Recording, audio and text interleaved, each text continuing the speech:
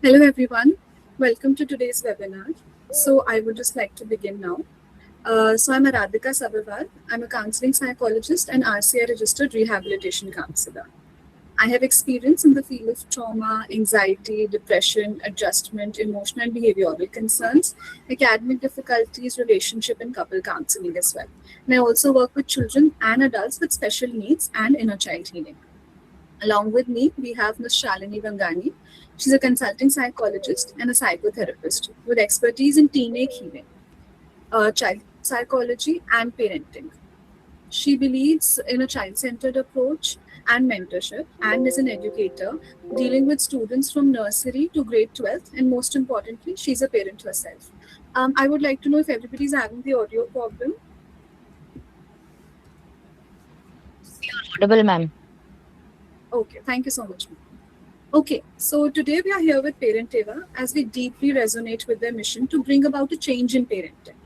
Not just to make parenting easier by providing information, but also by creating a community of parents and teachers as well, where parents from all backgrounds can come together to share their experiences and learn from each other.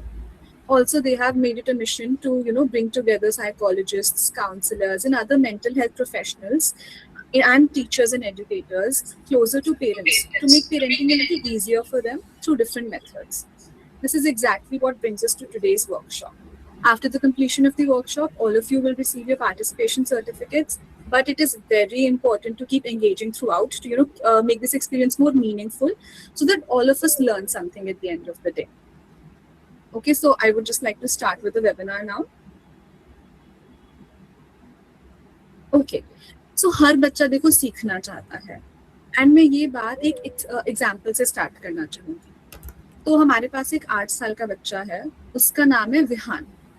रोज शाम को homework के time उसके घर का atmosphere completely बदल जाता है। उसकी मम्मी बार बार कहती है विहान ध्यान दो, पापा बोलते तुम इतने केयरलेस क्यों हो, टीचर डायरी में लिखती है ही नीड्स टू फोकस। पर इंटरेस्टिंग बात ये है कि विहान एक्चुअली में तो बहुत इंटेलिजेंट है। उससे कोई भी सवाल पूछो क्लास में, वर्बली वो फट से जवाब दे देता है। साइंस में एक्सपेरिमेंट्स में सबसे आगे, आर्ट क्लास में क्रिएटिविटी में सबसे आगे।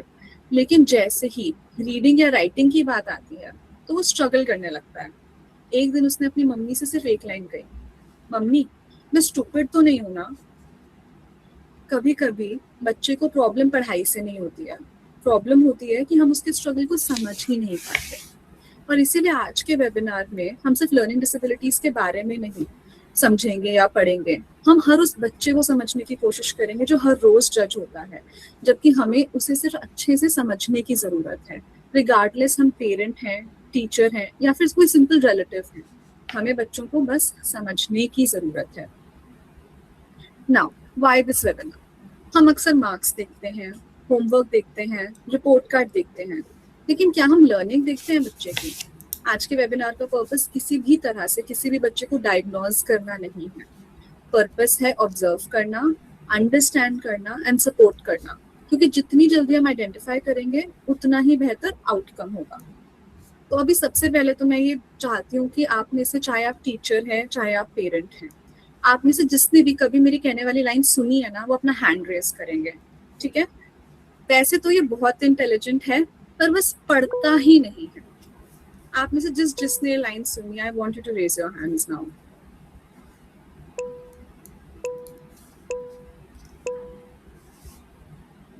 सो आई कैन सी हमारे काफी पार्टिसिपेंट्स ने ये लाइन सुनी है and I am sure some of you would be teachers, some of you would be parents.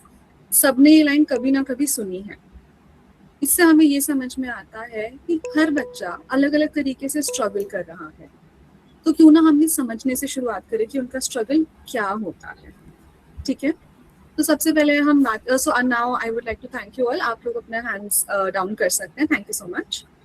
तो सबसे पहले हम समझते हैं कि लर्निंग डिसेबिलिटी एक्चुअली में होती क्या है, ठीक है?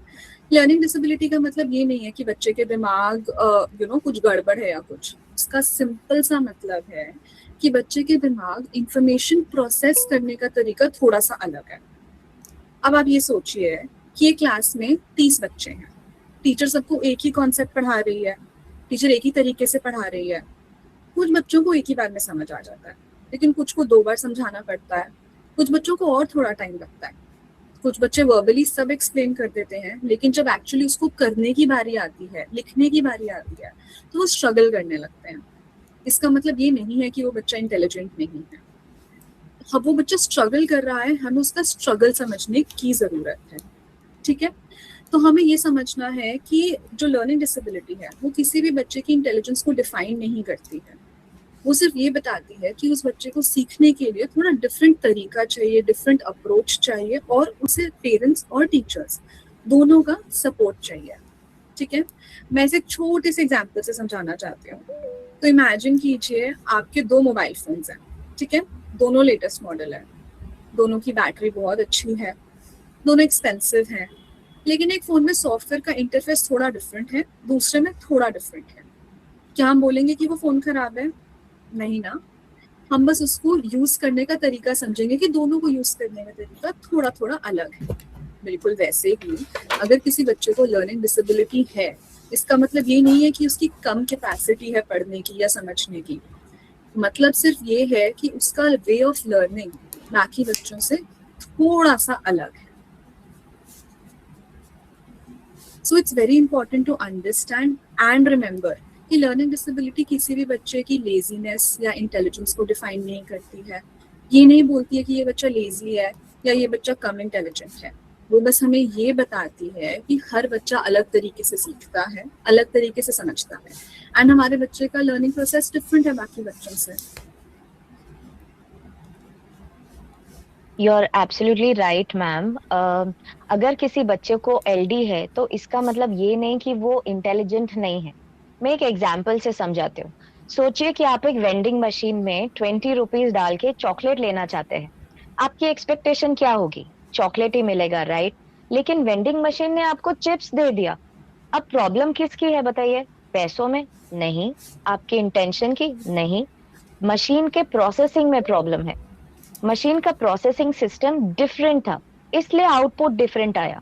एग्जैक्टली वैसे ही लर्निंग डिसेबिलिटी में होता है। तो क्योंकि प्रोसेसिंग अलग है, इसलिए टीचर बोर्ड पे जो लिखते हैं और एलडी बच्चे जो पढ़ते हैं वो बहुत अलग होता है। फॉर एग्जाम्पल, जैसे कि आप स्क्रीन पे देख सकते हैं, बच्चे कभी कभी बैट को टैप पढ़ते हैं या डॉल को पॉल या कॉल पढ़ सकते हैं, इसीलिए उन्हें रीडिंग में थोड़ा समय लगता है। लर्निंग डिसेबिलिटी में प्रॉब्लम इंटेलिजेंस की नहीं है, प्रोसेसिंग की होती है। चलिए एक गेम खेलते हैं। मैं एक पैराग्राफ दिखाती हूँ, देखते हैं कौन सबसे पहले पढ़ के बता सकता है।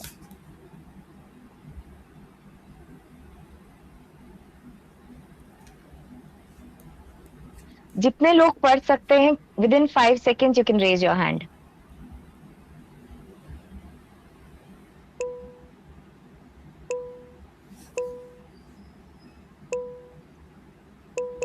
All right, thank you so much. You can put your hands down.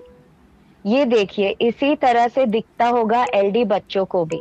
बताओ अब इसे कैसे पढ़ा जाए? हमने भी इसे रुक रुक कर समय लेकर पढ़ने की कोशिश की है ना।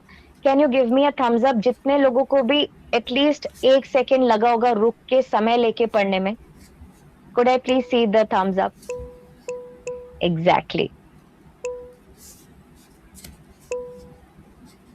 राइट। अब ये देखिए,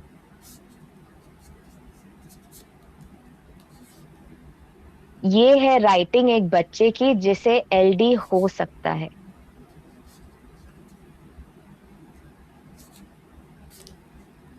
देखिए किस तरह से लिखा है। स्पेलिंग्स देखिए, सेंटेंस फॉर्मेशन देखिए, लाइन में लिखा है या लाइन के कहाँ जा रहा है ये देखिए।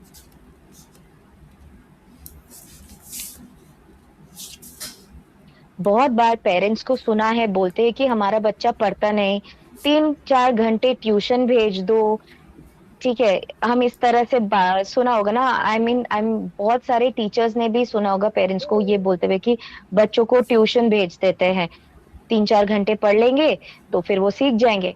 लेकिन एक बात बताओ, अगर बच्चा बैट को टैप पढ़ रहा हो या बॉल को डॉल पढ़ रहा हो, तो ज्यादा देर ट्यूशन जाने से या प्रोसेस तो नहीं आ जाएगा ना उसे करना।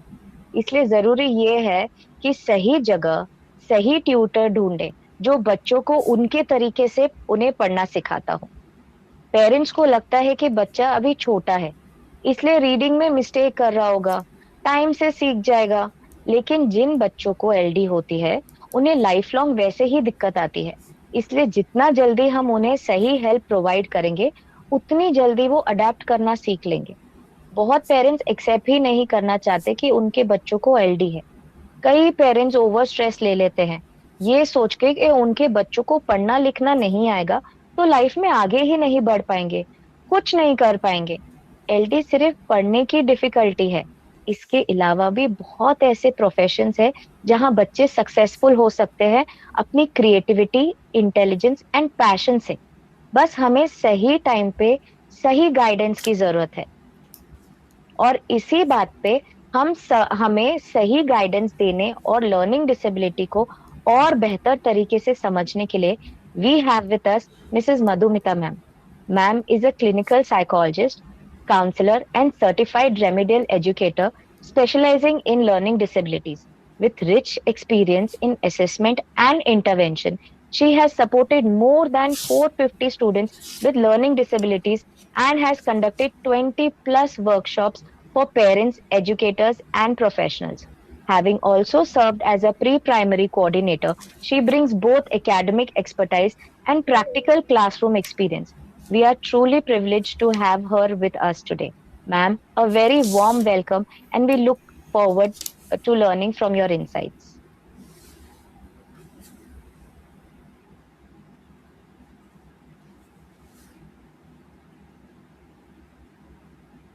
Madhumita ma'am. Good evening, everyone. Good evening, ma'am. Give me a second. Connecting. Good evening everyone, नमस्कार सभी को, जय श्री कृष्णा। तो सबसे पहले मैं ऑर्गेनाइजर्स को, शालिनी मैम को, सबको थैंक यू बोलना चाहती हूँ, सब पेरेंट्स, टीचर्स, एजुकेटर्स को, कि I am very glad to see the participation, the enthusiasm, right from the organisers to the participants, कि आप इस टॉपिक पे जानना चाहते हैं। अगर हम किसी दिशा में बढ़ना चाहते हैं और हमने ये पहला कदम लिया है, समझ लीजिए हमारा 50% जर्नी अचीव हो चुका है। सो आई वॉज वेरी ग्लैड जब सभी शालिनी मैम, आराधिका मैम जब इतने अच्छे से लर्निंग डिसेबिलिटी एक्सप्लेन कर रहे थे। सो कॉन्स्टेंटली मैं सोच रही थी कि अभी मुझे क्या एक्सप्लेन करना है। सो आई एम जस्ट ट्राइंग कि मैं इसमें अपना जो 10 सालों का एक्सपीरियंस है, वो मैं किस ढंग से कम शब्दों में आपको क्वालिटेटिव वे से ऐड कर सकूं, जिसमें आप अपने घर पे बैठ के या अपने क्लासरूम्स में बच्चे को आइडेंटिफाई कर सकें और उसकी मदद कर सकते हैं। So let's start. Can I start sharing my screen?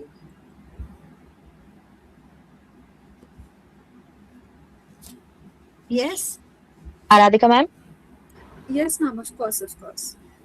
Okay, thank you.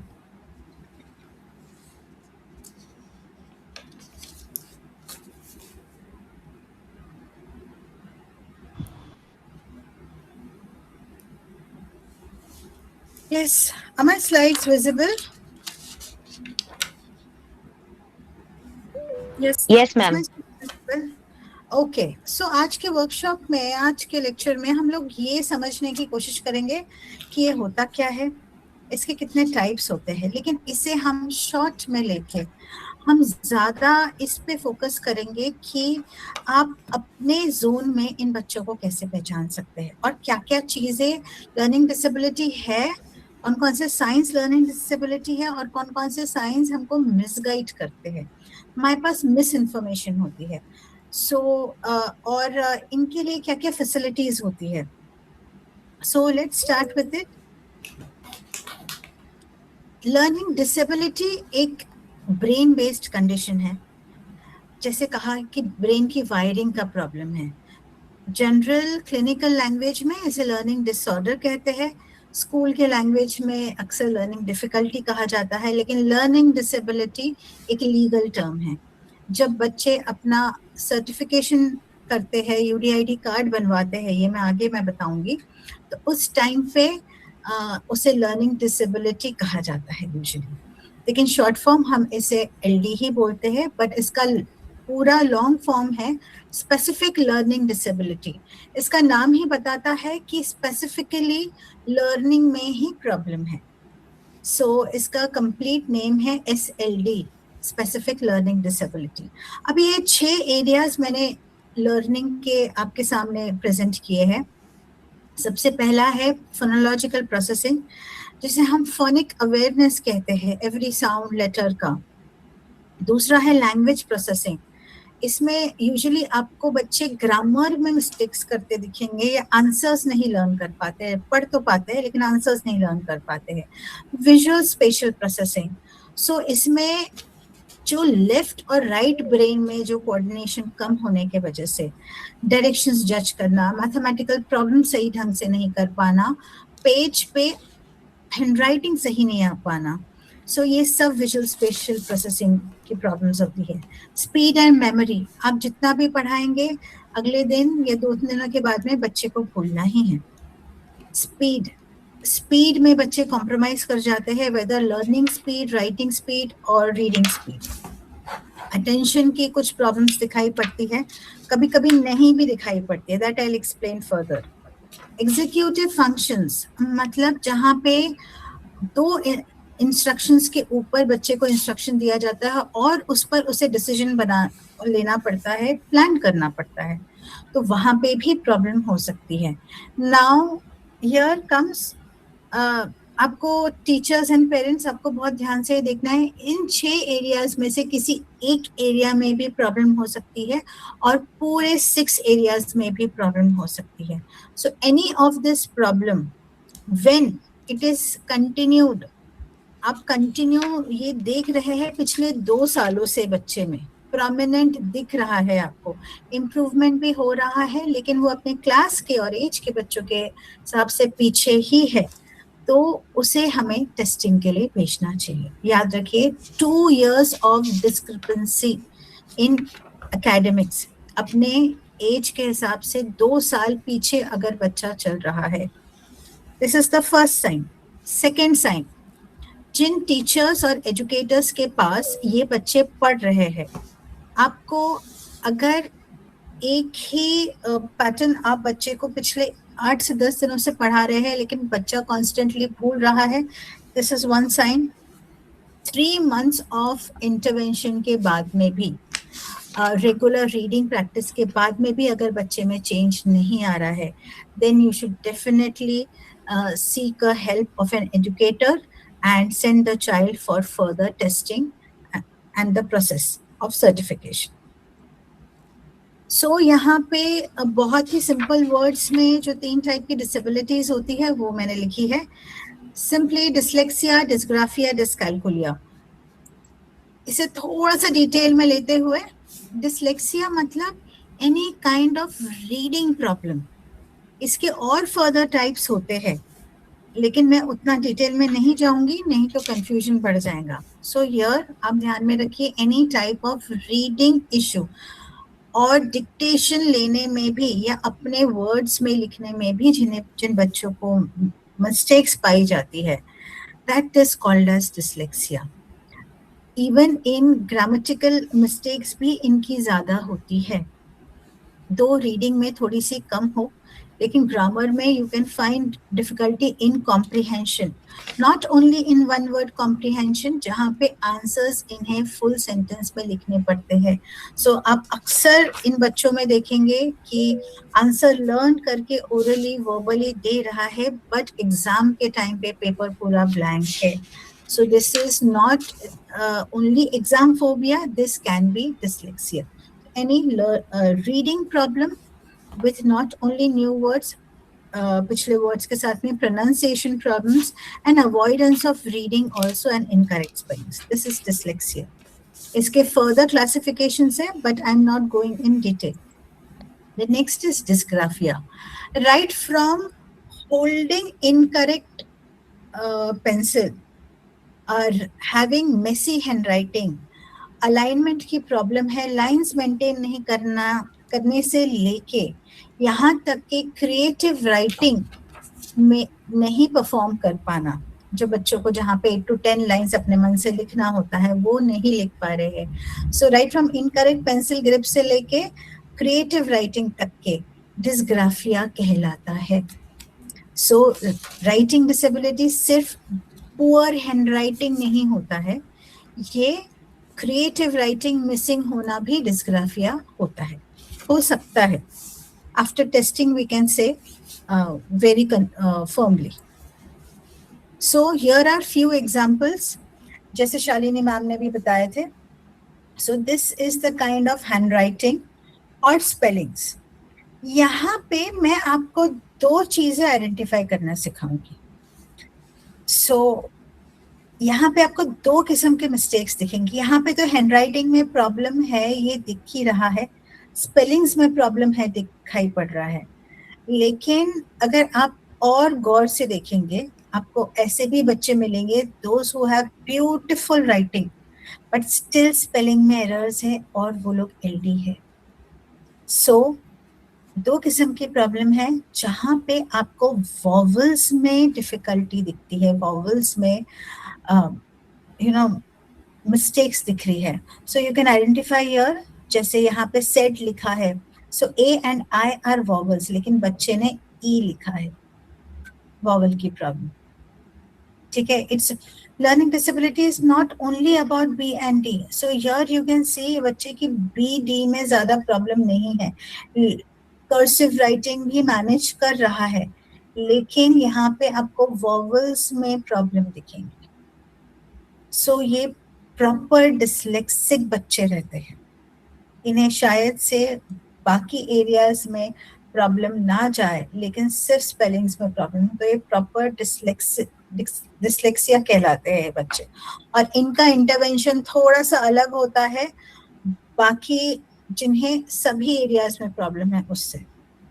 So you have to बहुत आपको माइन्यूटली देखना है जब आप असेसमेंट करते हैं बच्चे का क्लास में, घर पे, कि सिर्फ हैंडराइटिंग खराब है कि वॉवल्स में प्रॉब्लम है. सो these are the examples of dyslexia and dysgraphia. Dyscalculia. Dyscalculia can be problem not only in counting, basic calculations. ये आगे में प्रॉब्लम आपको दिखाई पड़ सकती है mental maths, problem solving strategies, और जहाँ पे क्वांटिटी आ जाती है, जहाँ पे वर्ड प्रॉब्लम्स आ जाते हैं, सो वहाँ पे भी आपको ये प्रॉब्लम्स दिखाई पड़ सकती है. सो मैं यहाँ पे दो कैटेगरी में बच्चों को मैं बांटना चाहूँगी. कुछ स्टूडेंट्स आपको 4th स्टैंडर्ड तक के अच्छा करते दिखाई पड़ सकते हैं, और 5th स्टैंडर्ड से उनके मार्क्स कॉन्स्टेंटली आपको नीचे गिरते हुए दिखाई पड़ेंगे. ये भी एलडी हो सकते हैं, क्योंकि शायद से जो 4th स्टैंडर्ड तक के अपने स्टडीज को कोप अप कर लेते हैं वो शायद से माइल्ड या मॉडरेट एलडी होंगे. लेकिन जो जहाँ पे हायर, जहाँ पे कॉम्प्रिहेंशन स्किल्स रिक्वायर होती है, जहाँ पे कैलकुलेशंस में क्वांटिटी स्पेसिफाई करना होता है, डेसिमल स्पेसिफाई करना होता है, मेजरमेंट आ जाते हैं, तो वहाँ पे इन्हें प्रॉब्लम होती है. सो ऐसा नहीं है कि आपको हर डिसलेक्सिक, आपको हर एलडी बच्चा 1st या 2nd स्टैंडर्ड में ही पहचान में आ जाएगा. आपको कुछ लर्निंग डिसेबल्ड बच्चे 6th और 7th में जाके आइडेंटिफाई हो सकते हैं. बट डोंट ओनली इन्हें घर, स्कूल और ट्यूशन के बीच में ही ना रखें. इनका प्रॉपर आइडेंटिफिकेशन करवाए कि क्यों मार्क्स सडनली कम होने लग गए हैं. आपको बच्चे का इंटरेस्ट कम दिखेगा, स्कूल जाने से शायद से मना करेगा, स्कूल रिफ्यूजल दिखेगा, और ऐसे बहुत सारे लो मूड स्विंग्स, लो मूड दिखेंगे, मूड स्विंग्स दिखेंगे, पढ़ाई में ज़्यादा ध्यान नहीं होगा. सो ये मोटिवेशन या इंटरेस्ट का प्रॉब्लम नहीं है, हो सकता है पढ़ाई उसके लिए ज़्यादा डिफिकल्ट और चैलेंजिंग हो गई हो. सो रिमेंबर, 4th स्टैंडर्ड तक के जो बच्चा अच्छा स्कोर कर भी रहा है, एक एलडी बच्चा डिसेंट स्कोर कर रहा है, वो 5th स्टैंडर्ड से अचानक से उसके ग्रेड्स कम हो सकते हैं. That can also be LD. ये this is what I want कि आप सबने ध्यान से देखना चाहिए और इसको थरा कर लीजिए, क्योंकि this you won't find much in Google. This will come only out of experience. So here everyone is here on the same page. Can I get a yes? Can I hear a yes? Yes. Yes. Yes, ma'am. Okay. Yes, ma'am. So Yes, ma'am. कौन सी, thank you, कौन सी चीज LD है और कौन सी चीज LD नहीं है, ये आपको पता होना जरूरी है. क्या चीज एलडी है? Certain conditions must be ruled out before LD. बच्चे का IQ 85 के ऊपर ही होना चाहिए. That is the rule made by the government. जब बच्चे को हम टेस्टिंग डिपार्टमेंट में सेंड करते हैं, सो उसके कुछ स्पेसिफिक टेस्ट होते हैं, वो मैं बताऊंगी. एंड लेटर ऑन उसका IQ टेस्ट होता है. IQ टेस्ट में अगर 85 से नीचे आता है बच्चा, सो उसकी फर्दर LD टेस्टिंग रोक दी जाती है एंड उसे LD सर्टिफिकेट भी नहीं मिलेगा. So 85 is considered to be an average IQ, और इसके ऊपर रहने वाला बच्चा ही आगे LD टेस्टिंग के लिए क्वालिफाई होता है और फिर आगे LD कहलाता है. Again, specially parents, it is a life long condition और इसे आप स्ट्रैटेजी के साथ मैनेज कर सकते हो. 70% is the maximum improvement, sorry, which I have seen. लेकिन 100% इम्प्रूवमेंट नहीं होता है. देर आर मेनी एग्जाम्पल्स और लेजेंडरीज है हमारे बीच में जो LD है, Boman Irani, Abhishek Bachchan, but still they have some problem in their learning, reading, learning and writing process. They are enough smart.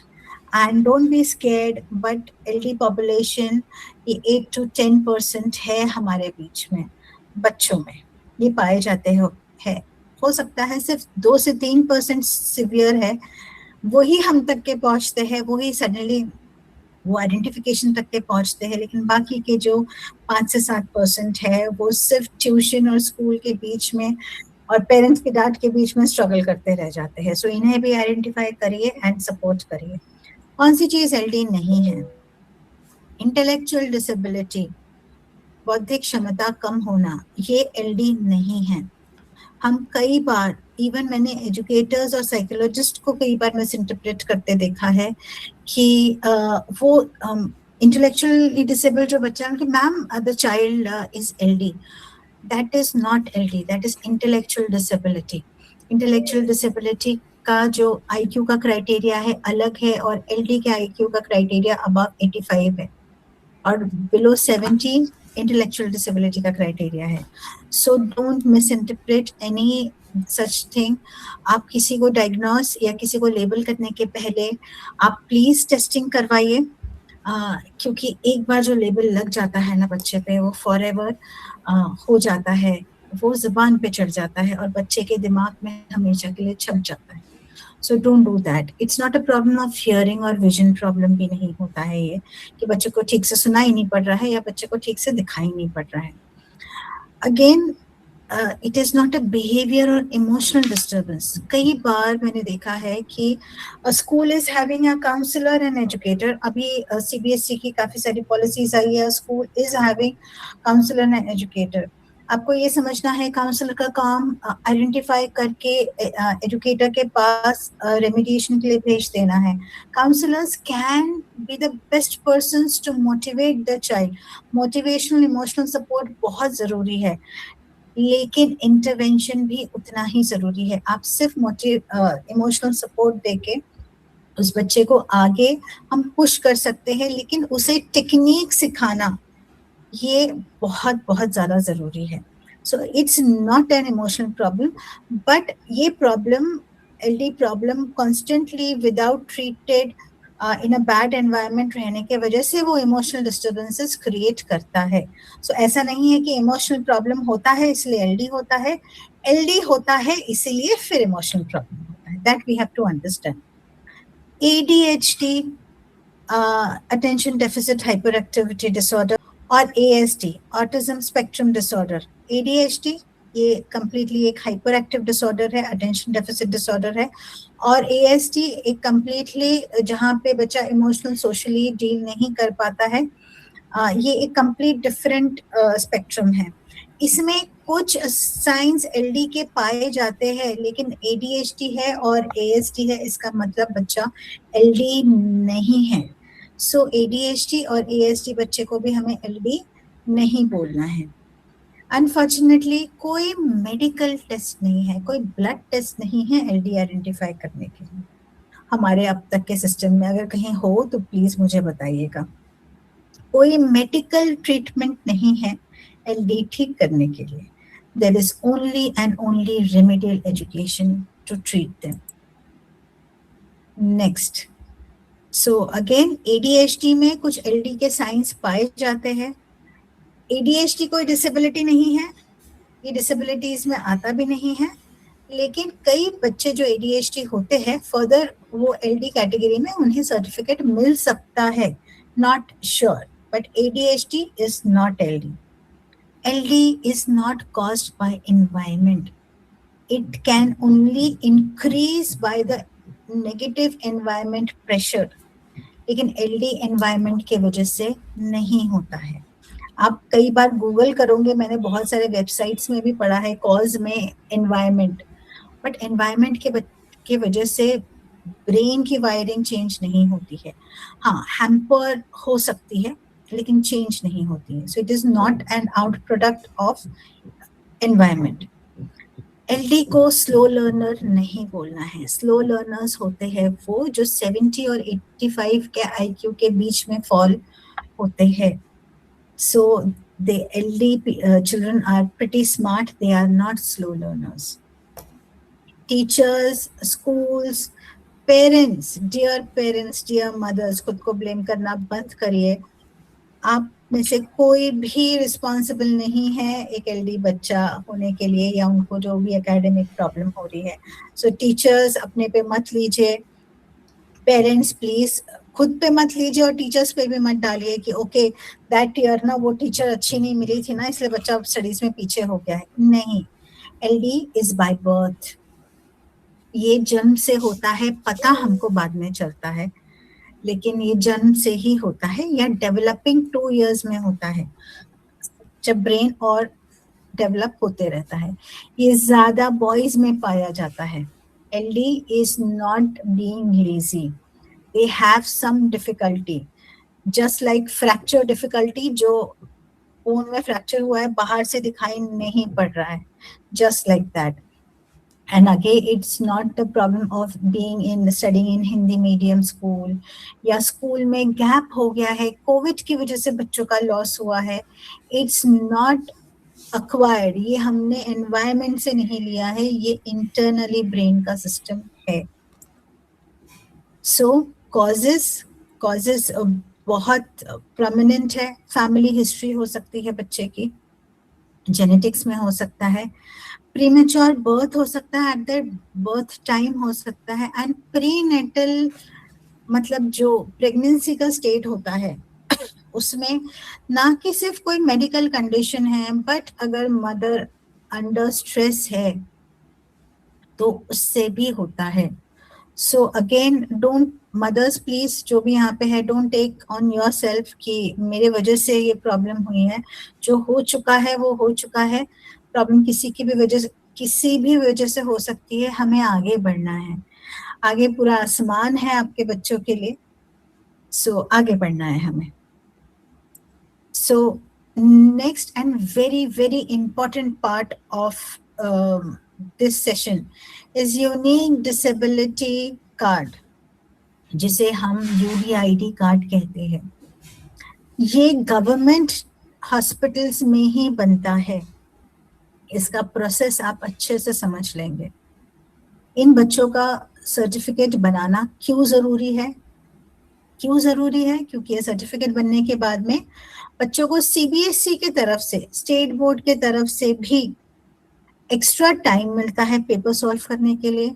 Scribe मतलब राइटर का असिस्टेंस मिलता है ड्यूरिंग पेपर, ड्यूरिंग एग्जामिनेशन, और सब्जेक्ट एग्जम्पशंस मिलते हैं. बच्चा कंप्लीटली जो मैथ साइंस छोड़ना चाहता है, उसके बदले में वोकेशनल सब्जेक्ट्स लेना चाहता है, they can choose that subject.